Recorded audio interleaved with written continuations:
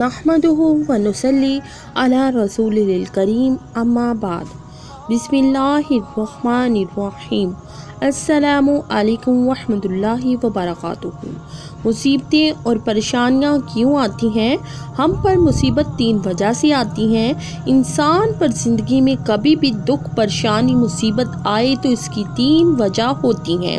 वो 3 वजूहात क्या हैं, वीडियो में आपके साथ शेयर किया जाएगा। मोहतरम नाज़रीन, हम जब भी किसी मुसीबत में मुब्तला हों तो हमारा रवैया ये होना चाहिए कि ये मुसीबत किसी बड़ी मुसीबत को टालने के लिए आई है और इस मुसीबत में हमारे लिए कोई बेहतरी है, क्योंकि कुछ मुसीबतें आती ही इसीलिए हैं कि हमें वो किसी बड़ी मुसीबत से बचाएं। जो छोटी मुसीबत आती है वो किसी बड़ी मुसीबत को दूर करने के लिए आती है, क्योंकि बड़ी मुसीबत नज़र नहीं आती, इसीलिए हम इस छोटी मुसीबत को ही बड़ी मुसीबत समझते हैं और फिर गिले शिकवे करना शुरू कर देते हैं कि ये तकलीफ़ क्यों आई, ये परेशानी क्यों आई, ये मुसीबतें मेरे लिए ही क्यों, आखिर मैंने ऐसा कौन सा गुनाह किया है, मुसीबतें और परेशानियाँ क्यों आती हैं। ये एक सबक आमोज़ और दिलचस्प और हकीकत पर मबनी मालूमाती वीडियो भी है। मुसीबतें और परेशानियाँ क्यों आती हैं, इस वीडियो को आखिर तक ज़रूर देखिएगा।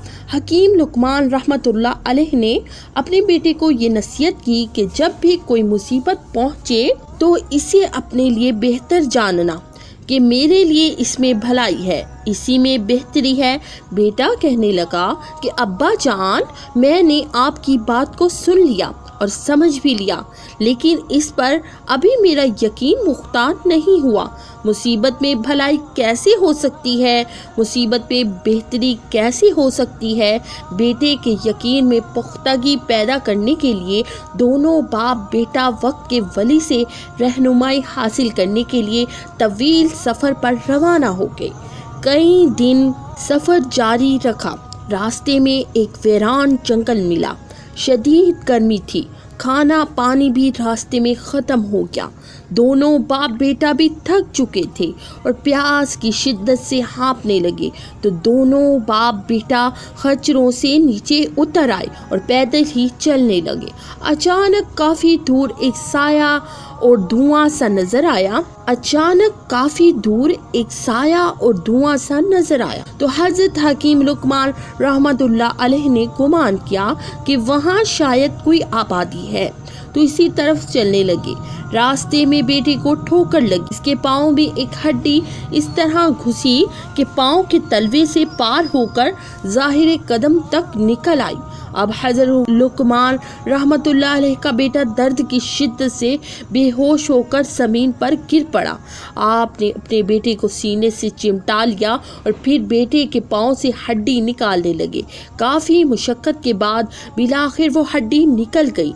अब हकीम लुकमान रहमतुल्लाह अलैह का बेटा शदीद तकलीफ़ में अपने वालिद से अर्ज़ करता है कि आपने तो फरमाया था कि हर मुसीबत में भलाई है, हर मुसीबत में बेहतरी है, लेकिन आप देखिए कि मेरे दर्द की शिद्दत को देखकर आपकी आंखों में भी आंसू आ गए। हमारे खाने पीने की तमाम अशिया ख़त्म हो चुकी हैं और इस बहरान जंगल में अगर हम भूखे प्यासे रहे तो हमारी यहाँ बहुत वाक़या हो जाएगी।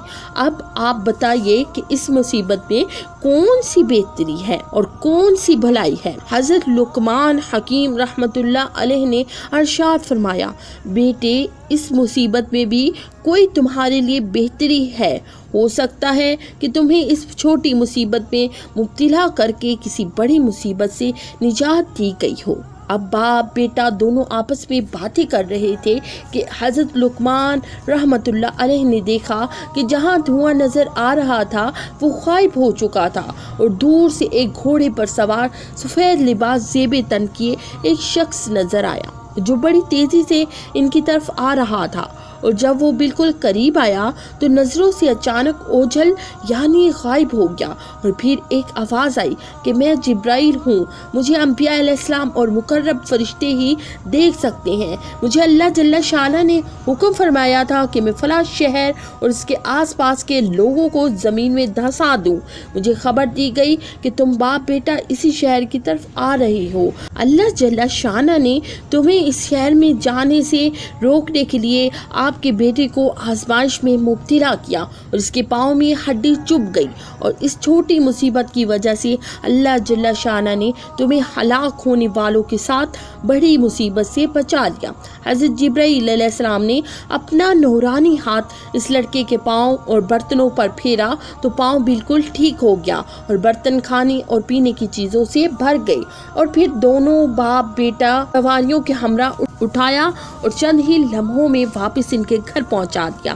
حضرت جبرائیل علیہ السلام نے ہاتھ پھیرا تو اس لڑکے کا پاؤں بھی ٹھیک ہو گیا، اور برتن بھی پانی اور کھانے سے بھر گئے، اور سواریوں سمیت باپ بیٹا عافیت سے گھر پہنچ گئے، اور اس شہر میں آنے والی بڑی مصیبت سے بھی اللہ جل شانہ نے بچا لیا، کیونکہ حضرت لقمان رحمۃ اللہ علیہ نے اپنے بیٹے کو صبر کی تلقین کی تھی۔ کہا کہ بیٹے اس میں بھی کوئی بہتری ہے، ممکن ہے کہ یہ مصیبت اس لیے آئی ہو تاکہ تجھے کسی بڑی مصیبت سے بچا لے۔ رسول اللہ صلی اللہ علیہ وآلہ وسلم کا فرمان ہے، اللہ جل شانہ کے فضل و احسان کا تقاضا یہ ہے کہ تم بیماری میں اس کے شکوے نہ کرو، مصیبت کو پوشیدہ رکھو، مصیبت کو چھپا کر رکھو۔ اگر مصیبت پر شکوہ نہ کیا تو وہ مصیبت بھی ٹل جائے گی، اور جو بڑی مصیبت ٹالنے کے لیے آئی تھی وہ بھی ٹل جائے گی۔ اگر ہم مصیبت پر گلے شکوے نہیں کریں گے تو اس کا فائدہ کیا ہوگا؟ وہ مصیبت بھی ٹل جائے گی، اور جس بڑی مصیبت کو ٹالنے کے لیے آئی تھی وہ بڑی مصیبت بھی ٹل جائے گی۔ ایک روایت میں آتا ہے کہ اللہ جل شانہ انسان کو ایک چھوٹی تکلیف دیتا ہے، لیکن بندہ جب اس چھوٹی تکلیف پر شکوہ کرتا ہے تو اللہ جل شانہ اس شکوے کی وجہ سے اس بندے کو بڑی تکلیف میں مبتلا کر دیتا ہے۔ یعنی پہلے وہ تکلیف چھوٹی تھی، لیکن جب اس نے شکوہ کیا، گلہ کیا، تو اللہ جل شانہ نے اسے بڑی مصیبت میں مبتلا کر دیا۔ رسول اللہ صلی اللہ علیہ وآلہ وسلم نے ارشاد فرمایا کہ جو اللہ سے ڈرے اللہ اس کے لیے راستے کھول دیتا ہے، اور اللہ جل شانہ اس کو وہاں سے دیتا ہے جہاں سے اسے گمان بھی نہیں ہوتا، اور جو اللہ پر بھروسہ کرے اللہ اس کے لیے کافی ہو جاتا ہے، اس کی ضروریات کا وہ خود کفیل ہوتا ہے، اس کے کام اس کے ذمہ کرم پر ہوتے ہیں۔ تو جو اللہ سے ڈرے اللہ اس کے لیے راستے بناتا ہے۔ حضرت عوف بن مالک رضی اللہ تعالیٰ عنہ رسول اللہ صلی اللہ علیہ وآلہ وسلم کی خدمت میں حاضر ہوئے اور عرض گزار ہوئے کہ میرا بیٹا سالم مشرکین کی قید میں ہے اور فاقوں کی حالت میں ہوں۔ تو آپ صلی اللہ علیہ وآلہ وسلم نے فرمایا کہ آل محمد کے پاس ایک سیر جو ہے، اس کے علاوہ ہمارے پاس بھی کھانے کے لیے دنیاوی اسباب نہیں ہیں۔ کہا صبر کرو اور اللہ سے ڈرو، اور لا حول ولا قوت الا باللہ کثرت کے ساتھ پڑھو۔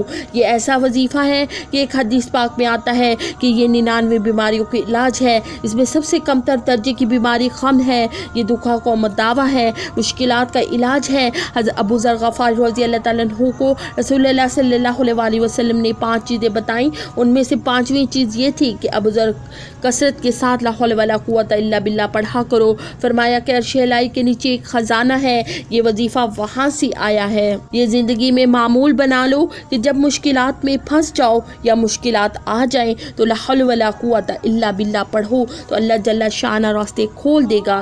رسول اللہ صلی اللہ علیہ وآلہ وسلم نے حضرت عوف بن مالک رضی اللہ تعالیٰ عنہ کو یہ 3 چیزیں بتائیں کہ اللہ سے ڈرو، صبر کرو، اور کثرت کے ساتھ لا حول ولا قوت الا باللہ پڑھو۔ وہ فرماتے ہیں کہ میں نے یہ عمل شروع کیا کہ ابھی گھر میں بیٹھا ہی تھا کہ دروازے پر دستک ہوئی، تو میں اٹھا اور دیکھوں کہ دروازے پہ کون آیا ہے۔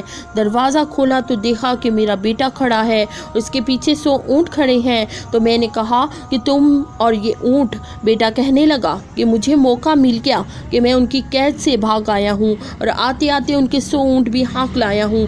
ترجمہ: وہ تمہیں وہاں سے رزق دے گا۔ ترجمہ: وہ تمہیں وہاں سے رزق دے گا جہاں سے تمہیں گمان بھی نہیں ہوگا۔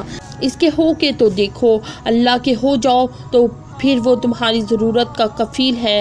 حضرت عبداللہ بن مسعود رضی اللہ تعالیٰ عنہ نے فرمایا کہ کسی شخص کو فکر و فاقہ آ جائے تو وہ لوگوں کو بتائے کہ میں آج کل بڑے مشکل حالات میں ہوں، ہر وقت لوگوں کو بتاتا پھرے تو پھر اس کی مشکلیں بڑھیں گی، اس کی مشکلیں آسان نہیں ہوں گی۔ اور اگر وہ اپنی اس مشکل کو کسی سے شیئر نہ کرے بلکہ جائے نماز بچھا کر اپنے رب سے شیئر کرے کہ مالک فکر و فاقہ آ گیا ہے، مالک فکر و فاقہ آ گیا ہے اور اس کا علاج تیرے پاس ہے، اس مرض کا مداوات تیرے پاس ہے۔ میں امید کرتی ہوں کہ میری آج کی ویڈیو آپ کو پسند آئی ہوگی۔ اسی کے ساتھ دیں اجازت، اللہ حافظ۔